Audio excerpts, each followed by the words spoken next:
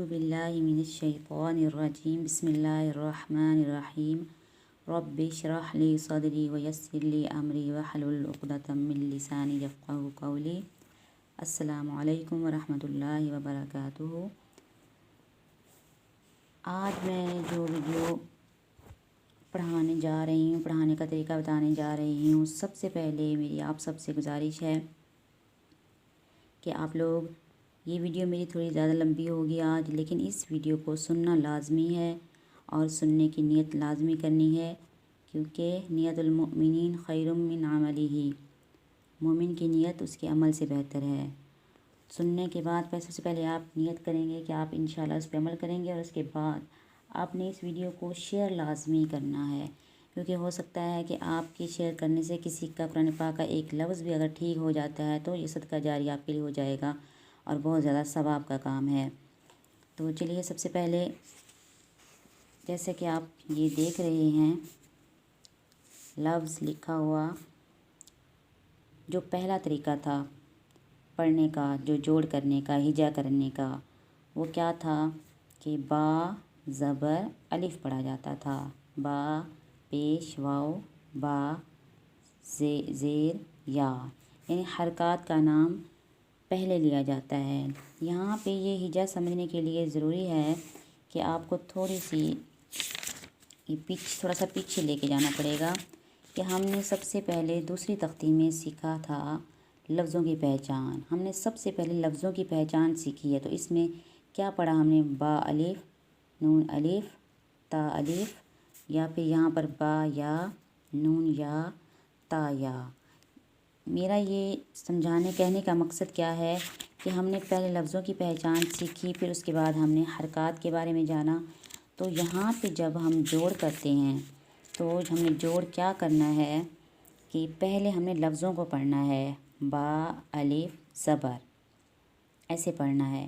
اور یہ ہجا کرواتے ہوئے تھوڑی مشکل ہوتی ہے، کسی کو یاد کرانے کے لیے یوں علیحدہ سے کاپی پہ لکھ کے با الف اور زبر،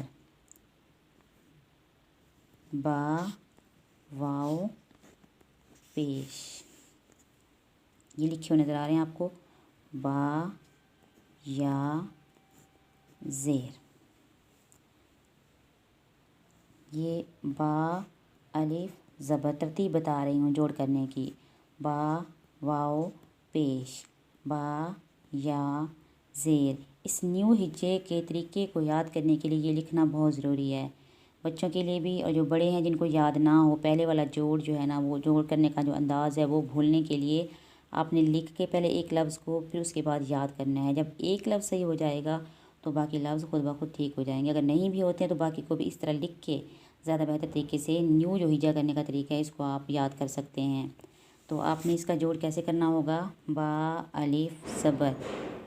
اب بچوں کا سنیں، بڑوں کا سنیں، وہ جو یہاں پہ جوڑ کیا کرتے ہیں؟ با الف زبر با، با واو پیش بو، با یا زیر بی۔ اگر ہم نے اسے با بو بی ہی پڑھنا تھا تو ہم نے یہ پہلی تختی کیوں پڑھی؟ یہاں پہ سوچنے کی بات ہے کہ ہم نے یہ تختی کیوں پڑھی، با زبر با، با زیر بی، با پیش بو۔ تو یہ دوسری تختی کیوں لکھی گئی؟ اگر یہ بھی با پڑھنا ہے، وہاں پر بھی ہم نے با پڑھنا ہے، تو یہاں پر تو کیا ہے کہ ان دونوں میں کے پڑھنے میں فرق ہے۔ جیسا کہ ہم نے اردو میں پڑھتے ہیں جیسے لفظ با با، اب یہاں پہ ہمارے یہاں قرآن پاک جو پڑھایا جاتا ہے نا، سب سے پہلے ہمارے اپنے مائنڈ میں نا یہ بات بیٹھی ہوئی ہے کہ قرآن پاک جو ہے اس کی عربی جو ہے وہ ایک الگ چیز ہے اور اردو سے بالکل ہٹ کے سمجھا جاتا ہے۔ کچھ الفاظ ایسے ہیں کہ جو قرآن پاک میں بھی وہی ہیں اور ہمارے اردو میں بھی وہی ہیں، لیکن کیا ہے قرآن پاک میں چینج کر کے پڑھے جاتے ہیں، یعنی کہ صحیح نہیں غلط پڑھے جاتے ہیں۔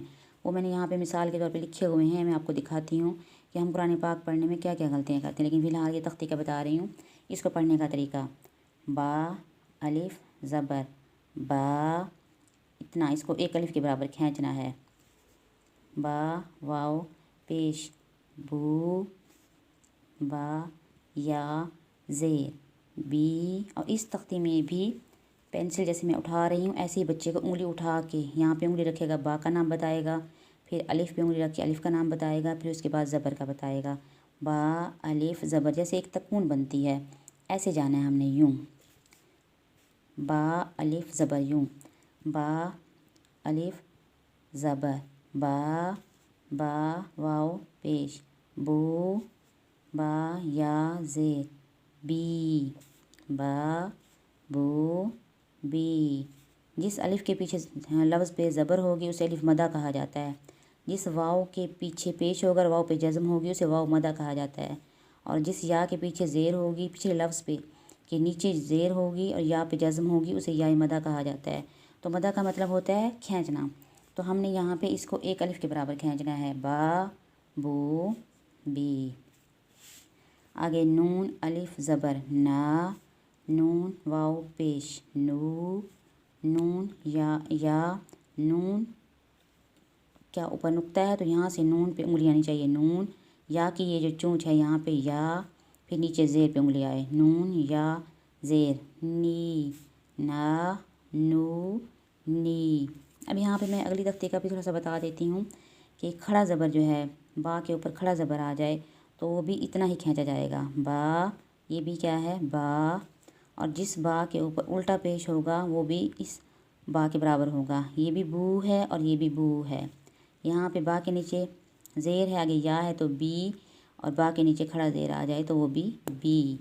यहाँ पे अलिफ नहीं होगा, वहाँ पे खड़ा ज़बर होता है, जहाँ पे खड़ा ज़बर नहीं होता वहाँ पे आगे अलिफ होता है, तो वो लफ्ज़ बराबर ही होते हैं, बराबर ही हमने खींचने हैं। लेकिन कुरान पाक में क्या करते हैं, जैसे कि हमारी आम ज़िंदगी में एक रूटीन बनी हुई है इंसानों के मामले में भी कि किसी को उसके मकाम से बढ़ा देना या घटा देना, और हमने कुरान पाक पढ़ने के मामले में भी यही हाल किया हुआ है कि जहाँ पे बराबर खींचना है तो उनमें एक को बढ़ा दिया, एक को घटा दिया। इसी तरह कुरान पाक हमारा गलत होता है।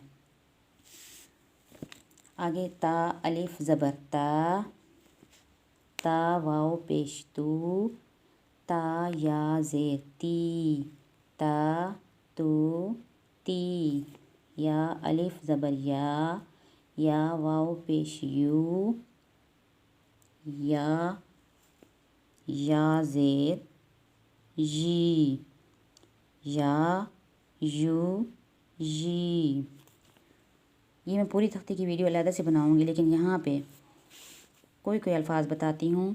लाम अलिफ ज़बर ला, लाम वाव पेश लू, लाम या ज़ेर ली, ला लू ली। और यहाँ पे भी वही रूल अपनाना है बच्चों के लिए भी कि अगर वो कारी साहब के पास पढ़ रहे हैं तो आपने देखना है ये बच्चे क्या गलती करते हैं, और देखें कि आपका बच्चा नहीं चल रहा है या घर में छोटे बच्चे को पढ़ाने की कोशिश कर रहे हैं तो वही तरीका होगा कि अगर आप उनको तीनों लफ्ज़ नहीं इकट्ठे याद होते हैं तो आप पहले अलिफ वाला लफ्ज़ शुरू करें, यहाँ से शुरू करें बा, फिर उसके बाद नून, फिर उसके बाद ये लंबी लाइन, ऐसे पहले अलिफ के अल्फाज पढ़ाएँ, फिर उसके बाद वाव वाले अल्फाज पढ़ाएँ, फिर उसके बाद या वाले अल्फाज पढ़ाएँ ज़ेर वाले, इस तरह। फिर उसके बाद जब उसे समझ आ जाएगी तो तीनों इकट्ठे अल्फाज जैसे याद करवाए जाते हैं। जब ये तीनों अल्फाज इकट्ठे करवा कर भी तख्ती पूरी हो जाती है तो फिर आपने कट में अल्फाज पूछ कर देखना है, अगर सही आ जाएँ तो ठीक, वरना एक बार और कोशिश करेंगे पढ़ाने की। तो ये पढ़ाने की पूरी तख्ती मैंने ये वीडियो बनानी है, लेकिन क्या है इस तख्ती के अल्फाज जो कुरान पाक में हम गलतियाँ किस तरह करते हैं वो मैं आपको दिखाती हूँ।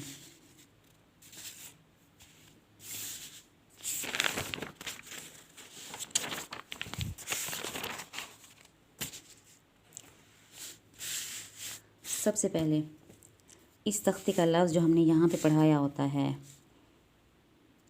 रॉ के बारे में कि रॉ ज़बर क्या होता है, रॉ ज़बर रॉ, लेकिन यहाँ पे रॉ अलिफ ज़बर रॉ, ये आप देख रहे हैं ये लफ्ज़ हमने खींच के थोड़ा सा पढ़ना है। अब कुरान पाक में दूसरा लफ्ज़ होता है कि दाल, यहाँ पे दाल वाव पेश दू। अब ये लफ्ज़ खींचा जा रहा है, ये भी खींचा जा रहा है, इन दोनों का इस्तेमाल कुरान पाक में कैसे आया है और आप लोग गलत क्या करते हैं ये दिखाती हूँ आपको मैं।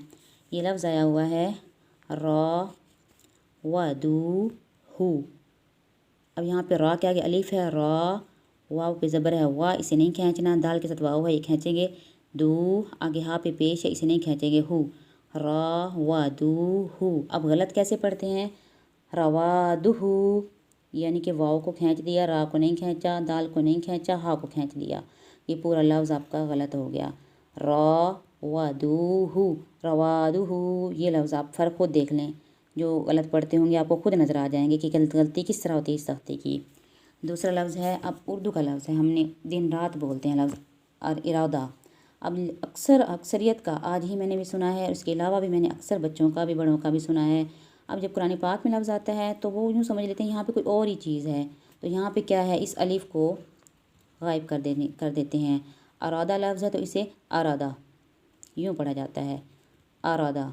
अभी अरादा नहीं है, वही उस तख्ती का लफ्ज़ पढ़ा हुआ है। यहाँ पे तो रट्टे में बच्चा जब एक लफ्ज़ पढ़ लेता है, बा अलिफ ज़बर बा वाला लफ्ज़ पढ़ के उसके बाद कहता है मुझे पूरी तख्ती दे दो, मुझे बस आ जाएगी। वो रट्टे में याद कर लेता है, एक रवानी के तौर पर तरतीब के साथ उसे सारी आ जाती है। लेकिन इसका इस्तेमाल बड़ी लड़कियों को भी देखा है, औरतों में भी देखा है, बच्चों में भी देखा है। जब इस तख्ती का जो है ना इस्तेमाल आता है कुरान पाक में लफ्ज़ों में, तब ये तख्ती बहुत ज़्यादा गलत होती है।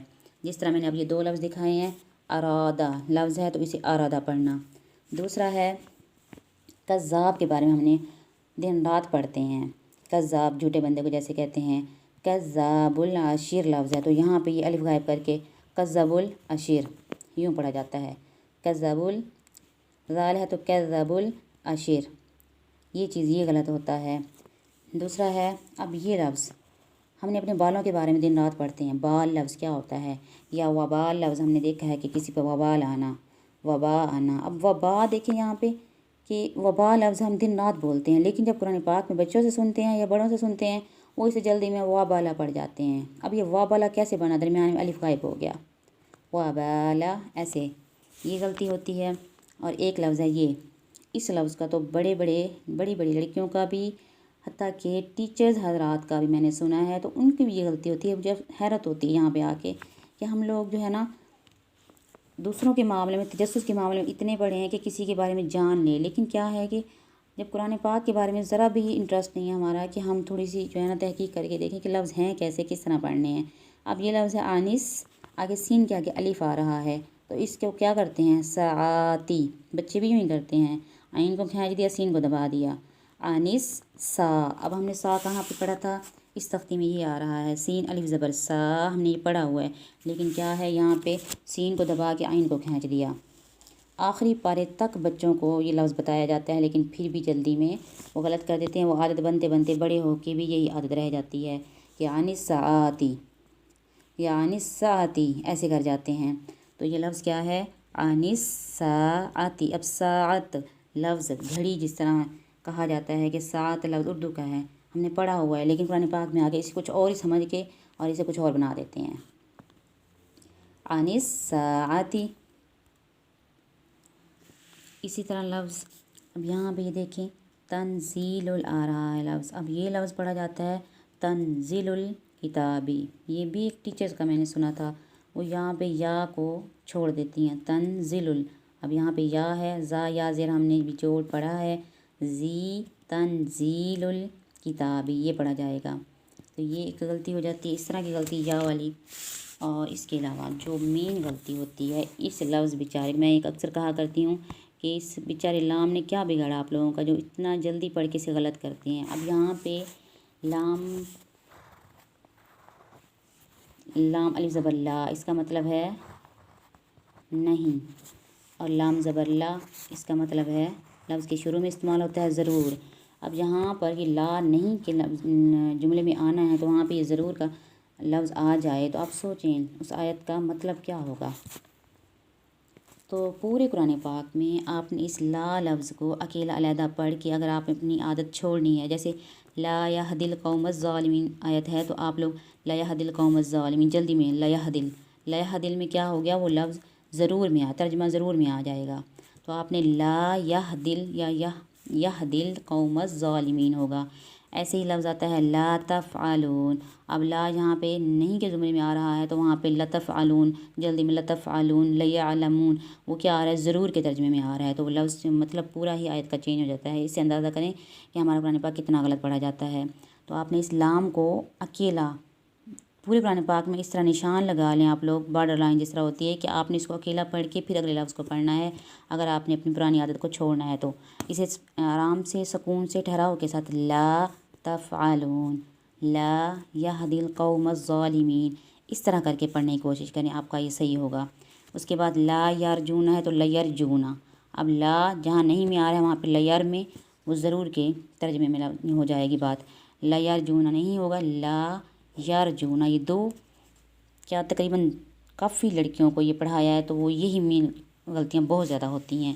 تو یہ میں نے ترجمے کے ساتھ آپ کو سمجھایا ہے، تو آئندہ آپ نے اس کی احتیاط کرنی ہے کہ آپ نے اس لفظ کو جلدی ہرگز نہیں پڑھنا ہے. اس کے علاوہ یہاں پہ لفظ آ رہا ہے کیف الف زبر کیا، اور یہاں پر آ رہا ہے کاف زبر کا.